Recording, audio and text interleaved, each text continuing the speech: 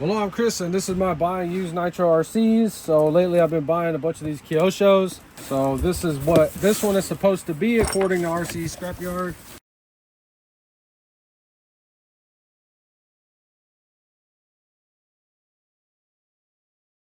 Oh, nice.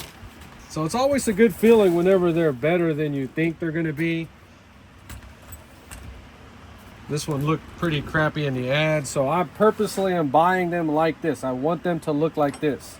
All right, so we're going to evaluate it. We're going to look at it, check it out. And if we can get it started in this video, we are. And trust me, I want to get all these started. It all appears to be there. Now in the ad, I could see that was crushed up like that. And it's got JB Weld. You know, but stuff like this can be repaired and you'll never even know it was damaged or broke. So why they quit running it? So they were clearly jumping ramps with it or something, because you can see how the alignment is horrible on it. Yeah, they broke the steering pieces, but I'm sure we can figure something out.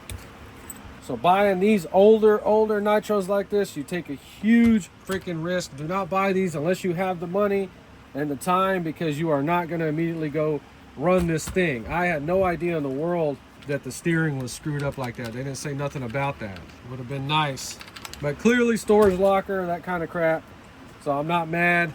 I bought this one because of this engine right here. You can see it's complete. I got to hear how all these run. Let's see if it's locked up. It's not locked up, and the guy said it had good compression. It feels like it really does have really good compression, but that doesn't mean anything. What we have going for us on this car is that they were running it and they wrecked the crap out of it to a point where they couldn't run it anymore, like the steering, and maybe it was running good. So that's the only good thing that can happen when you buy one that's crunched up or disabled. What I do now on these engines is I just dive straight to the piston and sleeve. I don't even try to start these things up ever. That way I can look into the inside of the engine in case it has excessive oil, no oil, trash, bugs. So in case you watch my channel, I'll talk about getting my pistons and sleeves resized. This is where I get them resized at. Send them off to them. It's about $25 each. It gets cheaper as you do more. So these are from the last Kyosho video I did, and we're trying to see if this one's bad so that I can send this one off with these. If it has a smooth, natural wear on it like this one right here, you're gonna get a resize that is gonna be perfect. No issues. Your car is gonna run like a brand new freaking car. This is the one that was running in the last Kyosho video where I said it went up to about right there. And this one was running pretty damn good, but it was just shutting off when it gets hot. That's a sign that things are screwed up. So this was kind of a joke. This came with the drag nitro Jado that I bought that had a 5.9 with it that was pretty much trash. So I kind of sent this one to him, seeing what he would say or do, and he resized it, but he puts it in the note that it's scratched up and the liner's bad on it. But he'll still clean them up for you and resize them if you want them resized. And like I said, no engine gets left behind. So future video, you'll see how running a resized sleeve with scratches in it works out. But that's crazy that he resized this one. I think most places or most people would have just rejected it. Maybe I've had so many done that he knows I'm not going to complain. I just want them resized anyway. That's why we're checking this one out right now, so I can go ahead and send that off if it needs to. And it's just waiting for me as I find the other parts that I need to complete this. And this is cool. The first RC I got running fast was the Tamiya Grasshopper. I have videos on this channel getting it 45 miles an hour. And I had no idea that they had nitro Grasshoppers. Well, as close as you can. This is a badass car. And if we can't find a body for it, that's not a deal breaker. We can always figure some kind of body out for it and just paint it with the Kyosho theme, you know what I'm saying, and just make a fake one. I don't care, because I'm not trying to sell these and I'm not a freaking museum. So let's try to figure out. Okay, so that's just loose on there. So the Traxxas Slash will do this crap right here. These will get loose, man, and you'll think your car's all screwed up. Something is still really crooked on this back wheel. We'll check it out here in a second, but let's just go straight to this engine. Like I said, pull the piston and sleeve. That's the best thing that you can do. Oh, that was loose in there. All right, no little copper thing. Okay, it says DTX LP3. It looks brand new, man. But that don't mean anything. That actually lights up brand new too. Shims, always be super careful. But that's on there. All this looks really neat and not abused or damaged. Piston and sleeve look cooked. but there's no deep scoring on there. So we have that plated type that I was talking about that looks like iron. Oh, it's cooked. Damn. That's all I'm saying. It still got pop. I don't know why people say that. It doesn't mean shit when they make that popping noise. This test right here doesn't mean shit. All that test means in this sound, when it has pop, all that means is that it's going to start up. That's all that means. As soon as you start warming these things up, that's when all the problems start. And that's why I was talking so much shit in my videos, because people run their cars and they never wide open throttle them. They don't wide open throttle them because they're going to get hot and start cutting out and running like shit. And they don't want anybody to know that their car is a piece of shit. That's a shim we almost freaking lost. Okay, never mind. That was just disguising it. It does have a brass knot and plated, so we're good right there. In case you didn't catch that in my last videos, these two right here, mid-90s, I believe, they look like iron. And I thought they were iron sleeves, but you can see they're brass, extra thick and fat, but they have this nickel, tin, somebody tell me what kind of metal that is, copper, I don't know what it is, but the plating comes off, it cracks off, and then it scores the shit out of your bore. Look at that. That's why we looked at that 5.9 sleeve. This one's worse, and it has 3 deep scratches like that. You know, and I'm sending these off to get resized, and we're trying to find out if we need to get this one resized as well. So, oh, there you go. Nice.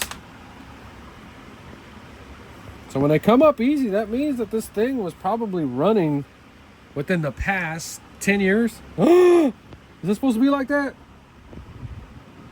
Oh my God, look, what the hell? Bro, there's no way it's supposed to be like that. Oh my God. Be careful, don't pull the damn spring out. Oh, that's nice. Real nice. Beautifulness. Okay, get this at top dead center. When you pull back and twist it like that. Okay, the older ones have like a thin flat gasket, like the Pro 15s. You got to be super careful with that dang gasket. Let's look for pieces of that sleeve in there. I don't see any. So in case y'all are like me and missed out on all this, there's a guy that put up a ZR1 Corvette Kyosho. I think it's from 1999. Undone, like unbuilt, and I'm watching it on eBay, man. I'm willing to pay about $600 for it. If y'all are interested, go look it up, man. So when they go up that high right there, yeah, we'll should be able to start it up, but they usually get hot and start running like crap. I think we can go ahead and try to start this one because it's pretty clean. It's not all nasty. Carburetor's got trash in it. We're gonna take this off in this video. You'll see it has the older style like roller bearing, long one in there. It's all screwed up, man. We're gonna see what happened, but let's go ahead and try to start this thing up. A little bit of trash ain't gonna hurt it. Oh, it's stuck. This one appears to be very similar to the last one that we did a video on. All right, so it's not loose on there. I thought it had some play on there. Feels good. Okay, so let's talk about heating up engines for a second. So I finally figured all this out. I was talking to a pro RC guy that I know. So heating engines up is comical in a way, but not the way you think I'm about to talk about it. It's comical because so many people are doing it wrong, completely wrong, and they have no idea why they're doing it because they saw some freaking YouTuber do it, and now, oh, it's common sense to heat the block up when you run it. So number one, you're not heating up the engine, you're heating up the sleeve. Whenever you're heating up an engine block, you have to get you this one if you can. I've seen the professionals use some kind of like jet looking thing they stick in there, and that makes a lot of sense, the one they stick in there, because you're trying to heat up the sleeve. That's what you're trying to get hot to about 220, 230. If you're putting the heat on his head, you're not doing shit. You have no idea what you're doing. Monkey see, monkey do. Because what happens is you're trying to heat this sleeve up on, let's say, like a tiny molecular level kind of in a way. So if this thing is tight, you're trying to expand the sleeve as much as you can, so then that wear and tear on this tapered sleeve and the piston is going to be minimized, because this aluminum is a harder metal than the brass. So that's all you're trying to do. You're trying to baby your brass sleeve by heating it up, expanding it as much as you can, and that's going to dramatically increase the life of your engine. You hear these guys talking about running like 10 gallons through an engine. Well, you know what? Every new one that I get from now on, and every resized one, it's going to be heated up every single time. This is the one that came on one of these lots. I've been using it. It works really good, but you need a 3S LiPo battery. You know, you can use whatever you want, but that's what really seems to work. And then you're going to try, like I said, 220, 230, and then you're correctly heating the engine up. When I first got a nitro, I always said cold start, cold start. That's because I thought people were heating them up because they thought the fuel would mix better. Because I would see them just heating up the head like for 30 seconds. And those people don't edit their videos, so it's a full because you're not editing the shit out. And then they go to start it and the damn thing still don't start. And that's why I never heated my blocks up. So this one right here, we don't have to heat it up because it's already screwed up. The point I'm trying to make is if you're heating your engine up and going around telling everybody that makes it start better, that's complete bullshit. It has nothing to do with that. So yes, I'm heating my freaking engines up every single time from now on moving forward, but I never bought any new RCs. I've only ran one, which was that T-Max with that resized piston and sleeve, and it clearly works. When that video comes, we're gonna show hooking this up correctly, getting the right temperature, and starting a fresh one up, or a new one-ish up. All right, let's see if everything feels right. All right. So you see, okay, so that just proves we got plenty of that pop, plenty compression, but the damn piston and sleeve is worn out, 100%. I don't care what anybody says, it's worn out. So this one is getting sent off to be resized, but we're gonna try to start it because like I said, it should start. All right, your head doesn't have to be on there super duper tight. Just snug it up and you will know if this thing is leaking because it's gonna start blowing oil, shooting it out. So I see a lot of people over tightening. That's unnecessary. And the little copper gasket, man, believe it or not, it really will screw your damn car up and keep it from running right. Just that little bit of compression loss really affects it, well, when you're trying to start one for the first time. So when you have an oddball engine like this, I would not fill the tank up because we don't know the settings at all on this carburetor. Is it still stuck? Yeah, it's still stuck. Oh, let's check the servos out. Damn, servos sounds healthy. Damn, okay, the servos are good on this one. All right, let's just try to start it with it looks like it has the idle gap open a little bit on it. So let's just try to start it like that. It should at least bump, do something.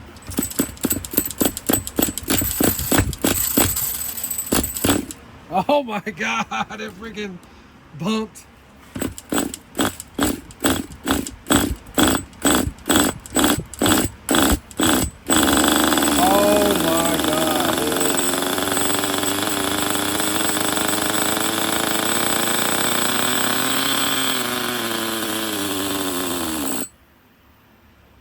Well, what I can tell you about this one right here is this one gets really good gas mileage because we just poured a little bit in there.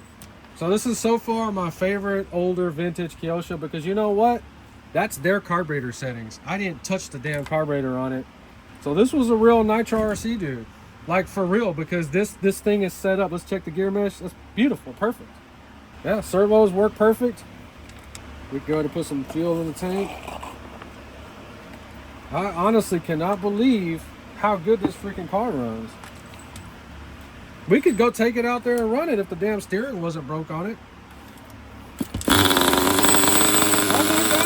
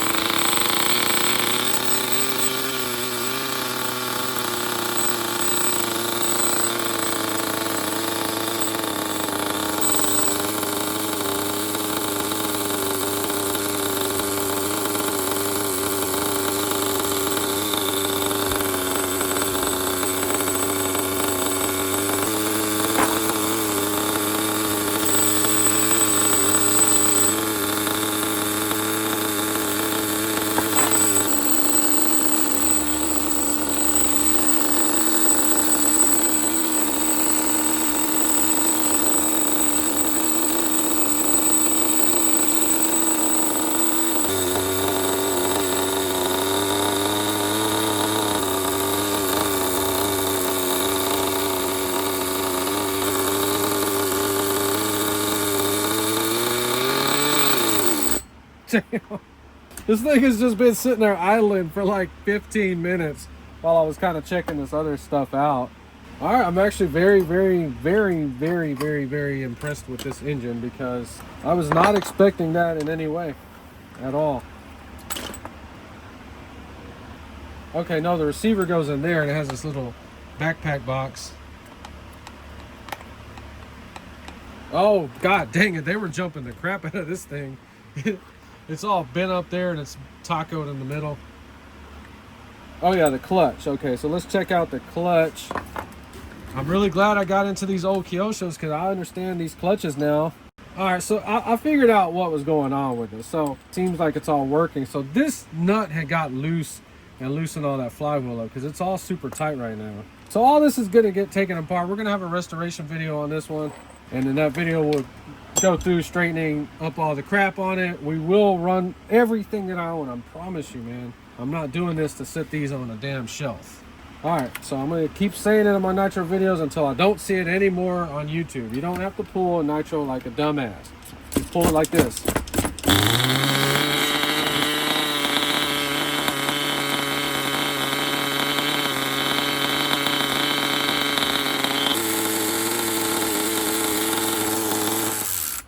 Damn. That's funny, man. I was about to stop it like that, but that could have blown the freaking clutch apart as it idled up.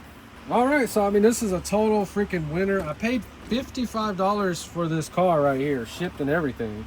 See if the wheels are glued. Okay, so the back tires are glued, Team Losi. The more I'm looking at this, I mean, I should be able to find some tires for the front, right? Traxxas, the hell? So as you can see, the little pin or something flew out right here. This is a common problem when they crash the crap out of them. Worst case scenario, I will 100% be able to find some kind of rod, stock, steel, and then we can just cut a spacer out of anything. I mean, they're the same size. So this appears to be where the body clip went on, and they just JB welded over it. I do work like this too. I would have just cleaned it up a little bit better, and which we will when we put it back together. But yeah, I mean, it seems to be not that bad. The shocks. So on these old shocks, we're looking at this just to see if it had any oil in it. You got to be careful because they used to put motor oil, or they could have put some kind of other oil in there. I know HPI did, so you got to check that out, man. Just don't go straight to putting the silicone stuff in there. You'll be like me and you'll have to redo about 30 shocks. I have to look in there and see what the engine looks like. It says Kyosho on the bottom and the K GX-15. And this one has that older style motor mount on it too with the 3 feet. That's the older style with the 3 legs at the bottom. And that's all I'm trying to do on this channel is encourage people, figure out what's wrong with your damn car, get it fixed, and run your nitros, and don't be scared to wide open throttle them. That's what these things are made for. But in my world, anything mechanical has to work perfect or near perfect, so I don't play any games with engines that run like shit. Imagine if I showed my Camaro in a video, and in the video I'm showing my real car Camaro, and it goes beep beep beep and dies. What would you think? You'd be like, why the hell are you filming this, bro? Like, why are you filming a broke down ass car? But for some reason, when people film a nitro doing that, oh, it's acceptable. That's the nature of the hobby. Bullshit. Bullshit, man. All right, well, that's it for the video. Just want to show you the latest one that I bought. We have another Kyosho coming. Great deal on it. Y'all are probably going to get jealous when you see it and the deal I got. Like I said, I want to run these things too. But my channel mainly is about restoration and motivating you to get off your ass, get your car running right, fix this thing up. We got super lucky on this one. $55 for everything. If you enjoyed this video, please like and subscribe, and thanks for watching.